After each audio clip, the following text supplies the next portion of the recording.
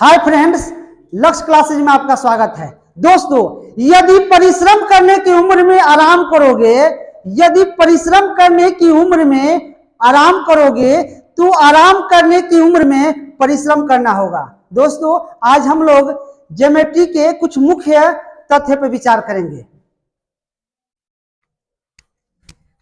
सर्वांग समता, कंग्रुएंस, यानी SAS, side angle side.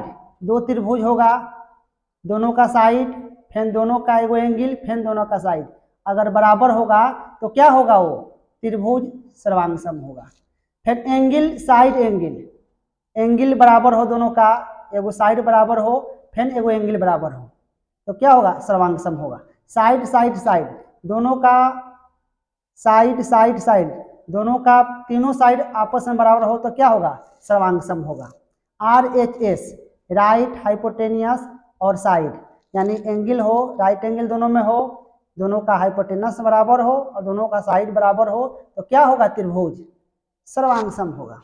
अगला ध्यान देंगे, किसी त्रिभुज की समान भुजाओं के सम्मुख कोण समान होते हैं।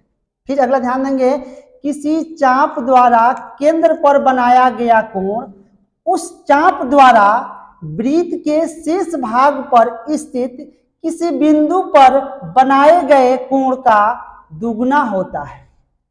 अगला ध्यान देंगे, एक ही वृत्त खंड के कोण समान होते हैं।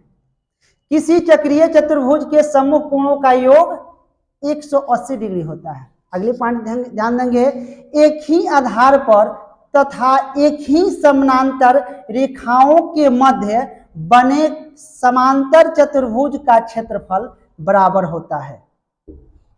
अगला पॉइंट ध्यान देंगे, एक समकोण त्रिभुज में कर्ण का वर्ग अन्य दो भुजाओं के वर्गों के योग के बराबर होता है। अगली पॉइंट, एक ही आधार पर तथा एक ही समानांतर रेखाओं के मध्य बने त्रिभुज का क्षेत्रफल में समान होते हैं।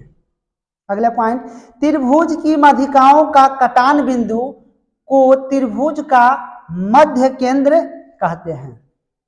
अगले पॉइंट ध्यान देंगे, यदि एक त्रिभुज का कोण दूसरे त्रिभुज के एक कोण के बराबर हो और वे भुजाएं जिनके अंतर्गत एक कोण है एक ही अनुपात में हो तो त्रिभुज क्या होते हैं? समरूप होते हैं। अगली पॉइंट ध्यान देंगे, किसी त्रिभुज के भुजाओं के लंब समद्विभाजक जिस बिंदु से होकर जाते हैं उसे परिकेंद्र कहते हैं।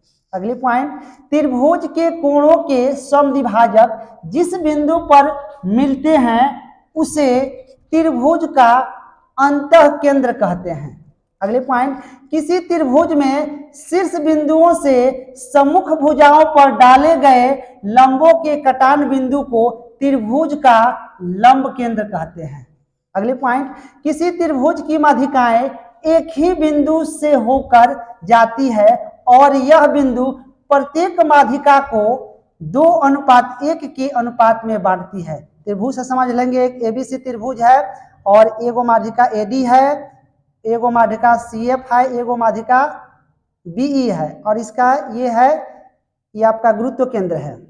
तो त्रिभुज ABC में BD बराबर DC हो, CF बराबर EA हो, AF बराबर FB हो तो माध्यिकाएं AD, BE और CF एक ही बिंदु पर G से गुजरती है और AG बटे GD बराबर BG बटे GE बराबर CG बटे GF बराबर 2:1 होता है। G त्रिभुज ABC का गुरुत्व केंद्र या मध्य केंद्र कहलाता है। और ध्यान दीजिए कि इधर क्या होगा? AG है ना, ये आपका AG होगा, फिर GD होगा, ऊपर क्या हो जाएगा? आपका 2 हाई 1 हो जाएगा, फिर आपका हाई क्या हो जाएगा? 2 हाई आपका 1 हो जाएगा, फिर इधर से डाले हैं तो हाई 2 हाई 1 हो जाएगा। थैंक यू दोस्तों, धन्यवाद।